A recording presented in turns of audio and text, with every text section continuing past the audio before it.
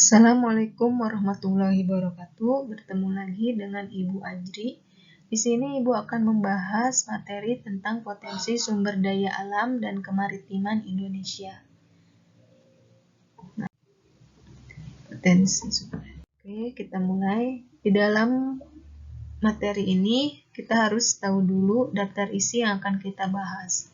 Pertama ini Ibu akan menjelaskan terlebih dahulu pengertian dari sumber daya alam. Apa itu sumber daya alam? Yaitu semua potensi alam yang berada di bumi, baik berbentuk benda mati maupun berupa makhluk hidup. Yang dapat dimanfaatkan bagi pemenuhan kebutuhan hidup manusia. Selanjutnya, setelah kita paham tentang pengertian sumber daya alam, kita dapat mengelompokkan sumber daya alam. Nah, pengelompokan sumber daya alam terbagi berdasarkan pemulihannya, berdasarkan habitatnya, berdasarkan bagian atau bentuk yang dapat dimanfaatkan, dan berdasarkan daya pakai dan nilai konsumsinya. Setelah kita paham tentang pengelompokan sumber daya alam, kita masuk ke materi tentang potensi sumber daya alam Indonesia. Jadi apa saja sih yang dimiliki oleh sumber daya alam Indonesia? Di sini ada potensi sumber daya udara, potensi sumber daya tanah, potensi sumber daya air, potensi sumber daya hayati, potensi sumber daya hutan, potensi sumber daya tambang, dan potensi kemaritiman Indonesia. Oke, kita lanjut pengelompokan sumber daya alam tadi. Pengelompokan pertama ini berdasarkan kemungkinan pemulihannya.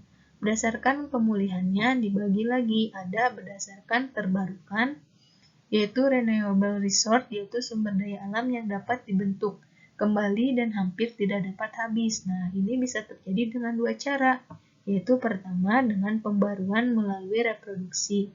Biasanya ini terjadi pada sumber daya hayati, misalnya pada manusia atau tumbuhan. Selanjutnya yaitu pembaruan melalui siklus. Jadi terjadinya pada air dan udara. Nah, itu adalah sumber daya alam terbarukan. Adapun sumber daya alam yang tidak terbarukan atau unrenewable resource, yaitu apa? Sumber daya ini sangat terbatas karena apa tadi? Proses pembentukannya itu memerlukan waktu ribuan hingga jutaan tahun. Makanya tidak terbarukan karena membutuhkan waktu yang lama. Contohnya misalnya mineral, barang tambang, gas alam, dan bahan bakar fosil lainnya. Lanjut. Sumber daya alam berdasarkan materinya. Nah, berdasarkan materinya terbagi, pertama ada sumber daya alam organik, yaitu apa? Sumber daya alam yang materinya tadi terbentuk berdasarkan dari atau berupa jasad hidup yang terdiri dari hewan dan tumbuhan. Adapun sumber daya alam anorganik atau non-hayati, yaitu apa? Sumber daya alam yang materialnya berasal dari benda mati yang berupa zat padat, cair, dan gas. Contohnya tanah, batuan, minyak, mineral, dan gas alam.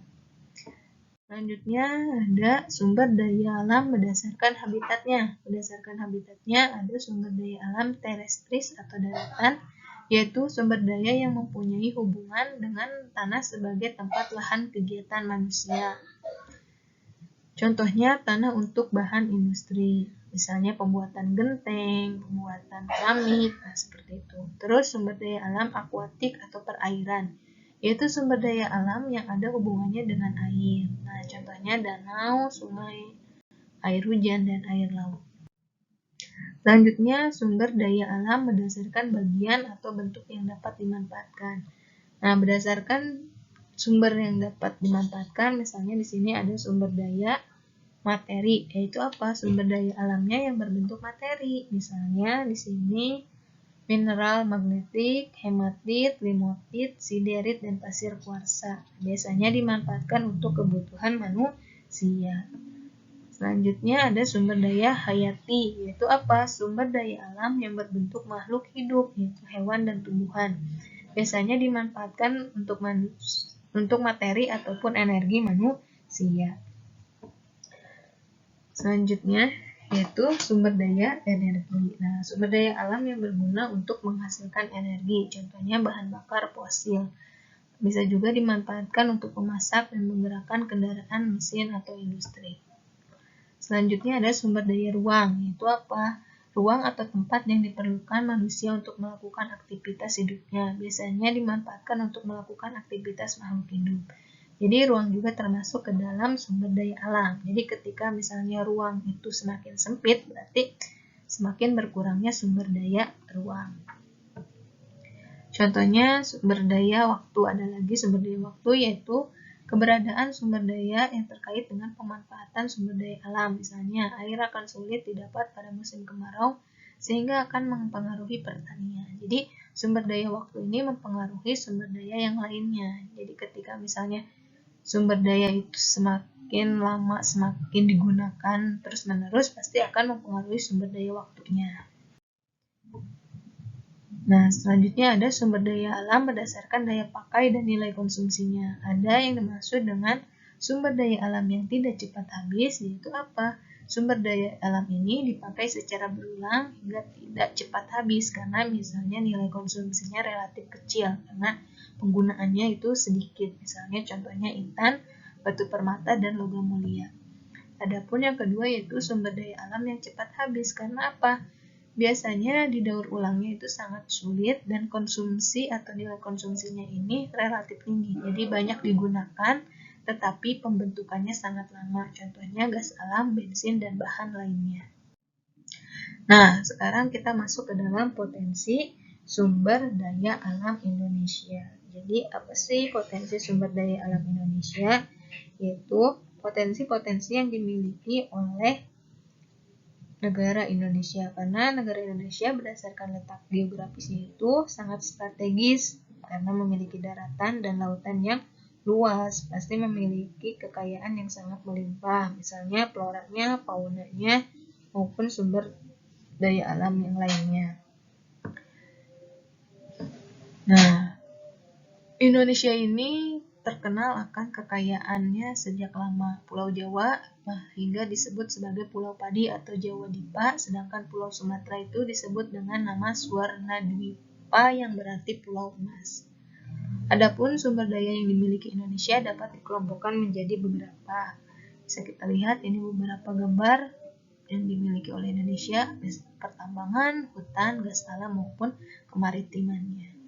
Oke, kita bahas potensi yang dimiliki Indonesia. Pertama yaitu potensi sumber daya udara. Nah, kenapa udara termasuk ke dalam potensi?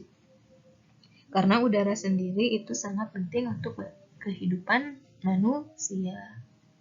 Nah, ini jadi sangat penting sehingga menjadi salah satu jenis sumber daya alam.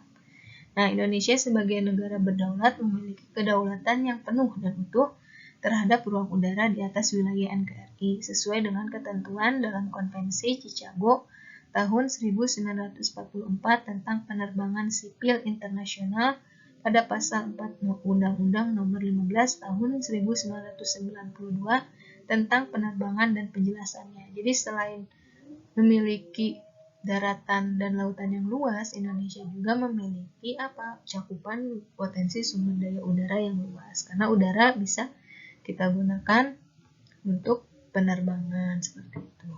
Yang bisa kita lihat salah satu gambarnya. Oke, kita yang kedua yaitu potensi sumber daya tanah. Yaitu apa? Tanah itu merupakan lapisan terluar dari permukaan bumi serta merupakan hasil pelapukan batuan dan bahan organik yang hancur akibat proses alam. Nah, kita bisa lihat di sini gambarnya, gambar dari tanah. Nah, tanah juga memiliki banyak jenis ya. Di sini ada salah satu tanah atau syarat tanah. Bisa dikatakan subur, yaitu pertama banyak mengandung unsur hara, kedua cukup mengandung air yang berguna untuk melarutkan unsur hara agar dapat diserap oleh akar tumbuhan, ketiga struktur tanahnya baik, artinya susunan butir tanah tidak terlalu padat dan tidak terlalu lenggang. Tanah yang subur biasanya banyak mengandung unsur hara dan biasanya berwarna warna hitam atau abu. Itu. Selanjutnya kita bahas jenis-jenis tanah. Oke. Pertama di sini ada tanah aluvial atau tanah endapan. yaitu tanah yang terbentuk dari hasil pengendapan di tempat yang lebih rendah. Nah, tanah ini berasal dari apa? Hasil erosi yang terjadi di daerah pegunungan dan perbukitan, kemudian dia dibawa oleh air pada tempat yang datar. Kecepatan air mengalir semakin lemah sehingga tanah di bawah dari hasil erosi tadi mengalami pengendapan. Nah, ini terjadi sangat lama. Biasanya tanah ini tergolong sangat subur. Sebagian wilayah tanah aluvial dimanfaatkan untuk pertanian, terutama tanaman padi. Daerah ini merupakan lumbung-lumbung beras di tanah air. Nah, ini. Kedua ada tanah vulkanis, yaitu tanah gunung api. Nah, tanah ini berasal dari abu hasil peletusan Gunung Merapi yang telah mengalami proses pelapukan. Ciri tanah ini biasanya butir tanahnya halus hingga menyerupai abu, tetapi tidak mudah terbang bila tertiup angin. Tanah vulkanis merupakan tanah yang sangat subur karena banyak mengandung unsur hara yang dibutuhkan oleh tumbuhan. Biasanya ditemukan di lereng-lereng gunung api. Selanjutnya ada tanah organosol. Tanah organosol ini terbentuk dari bahan organik. Biasanya tanah gambut ini tidak berasal dari pelapukan batuan, tetapi dari tumbuhan rawa yang telah membusuk dan tertimbun bertahun lamanya. Nah, tanah ini kurang subur. Nah, biasanya adanya di rawa-rawa seperti rawa-rawa di Sumatera, Kalimantan, dan Papua, yaitu di Irian Jaya. Selanjutnya tanah litosol atau tanah berbatu-batu. Tanah ini biasanya masih keras karena belum lapuk dengan sempurna. Tanah ini belum baik untuk tumbuhan karena akar tanaman akan sulit untuk mencari unsur hara yang berada di dalamnya. Tanah ini biasanya hanya ditumbuhi oleh alang-alang. Tanah litosol ini biasanya adanya di lereng-lereng pegunungan yang mengalami erosi berat. Selanjutnya tanah grumosol atau tanah berat. Tanah grumosol atau tanah berat biasanya terbentuk dari batuan kapur dan batuan gunung api. Tanah ini sangat tidak cocok untuk tanaman padi, tetapi dia cocok untuk tanaman palawija, karet, pohon jati. Terus ada tanah fuzolit. Nah, tanah fuzolit ini memiliki curah hujan tinggi dengan suhu yang rendah. Jadi, tanah ini biasanya banyaknya di daerah-daerah yang memiliki hujan tinggi tetapi suhunya rendah. Dan warna tanah ini biasanya warna kuning sampai kelabu. Tanah ini biasanya terdapat di daerah pegunungan yang curah hujannya tinggi dan tergolong tanah yang subur. Selanjutnya tanah laterit. Nah, tanah laterit ini merupakan tanah yang tidak memiliki unsur hara. Jadi tanah laterit ini biasanya kekuningan sampai merah. Tanah ini tidak subur, bahkan termasuk tanah tandus karena tadi unsur haranya telah hilang karena terbawa tadi oleh air hujan yang mengalir di tanah. Biasanya tanah ini terdapat di daerah Kalimantan Barat, Lampung, Sulawesi Tenggara, dan Banten. Kita lanjut tanah pasir. Nah, tanah pasir ini terbentuk dari batuan beku dan batuan sedimen yang mengalami pelapukan. Ciri tanah pasir ini biasanya berpasir, berkerikil, dan butirannya kasar. Tanah ini juga tidak subur sehingga tidak baik untuk pertanian. Nah, di Indonesia tanah ini terdapat di daerah pantai barat Sumatera, Sulawesi, dan Jawa Timur. Kita lanjut ke tanah mergel. Tanah mergel ini yaitu hasil dari campuran pelarutan kapur, pasir, dan tanah liat. Tanah ini biasanya terdapat di daerah yang memiliki curah hujan yang tidak merata. Tanah ini biasanya ada di daerah Madiun, Kediri, Jawa Timur, serta Nusa Tenggara. Sifat tanah ini tergolong subur. Selanjutnya ada tanah mediteran atau tanah kapur. Tanah ini terbentuk dari batuan kapur dan batuan sedimen yang telah mengalami pelapukan. Tanah ini juga memiliki Memiliki kandungan bahan organik yang sangat rendah, jadi tidak cocok untuk tanaman kayu jati. Atau tanah ini tidak subur. Nah, tanah ini biasanya Jawa Tengah, Jawa Timur, Nusa Tenggara, dan Maluku. Selanjutnya ada tanah humus. Nah, ini tanah yang tumbuh karena mengalami pembusukan dari tumbuh-tumbuhan. Jadi daun-daun yang jatuh serta pohon yang telah mati mengalami pembusukan hingga akhirnya menjadi tanah. Biasanya pada hutan-hutan yang masih lebat, ini tanah humus, dan termasuk ke dalam tanah yang sangat subur. Oke, di sini kita lihat manfaat dari sumber daya tanah untuk kehidupan, antara lain di sini sebagai penyedia unsur hara untuk tumbuhan, yaitu apa?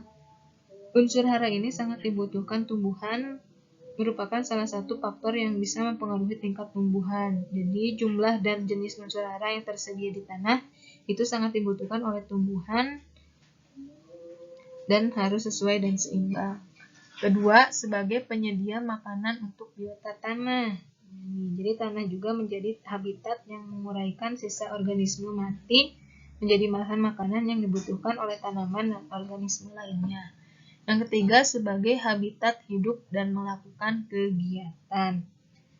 Tanah ini akan menjadi tempat manusia dan makhluk hidup untuk melakukan tadi kegiatan atau aktivitas.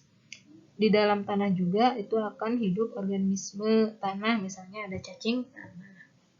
Yang keempat, sebagai sumber bahan baku barang kerajinan atau perabot rumah. Misalnya apa? Tanah juga bisa dimanfaatkan untuk membuat batu bata, barang seni kerajinan, alat-alat rumah tangga. Tanah liat misalnya bisa untuk menggunakan sebagai pembuat genteng. Kelima, sebagai sumber daya penyerap dan penyimpan air. Jadi tanah juga memiliki nilai ekologi, yaitu dia mampu menyerap dan menyimpan atau melindungi air, menekan erosi serta menjaga kesuburan tanah. Dan yang terakhir, tanah juga sebagai aset ekonomi karena nilai tanah ini secara ekonomis sebagai aset yang dapat disewakan atau diperjualbelikan. Itu saja materi hari ini tentang potensi sumber daya alam. Jadi sumber daya alam itu ada yang terbarukan atau ada yang tidak terbarukan. Nah, selanjutnya kalian harus menjawab pertanyaan berikut. Pertama, sebutkan macam-macam potensi tanah yang dimiliki Indonesia. Kedua, jelaskan pengertian sumber daya alam. Ketiga, tuliskan contoh dari sumber daya alam yang tidak cepat habis. Jadi, kalian jawab pertanyaan ini di kolom komentar pribadi. Ibu cukupkan sekian. Wabillahi taufiq wal hidayah. Wassalamualaikum warahmatullahi wabarakatuh.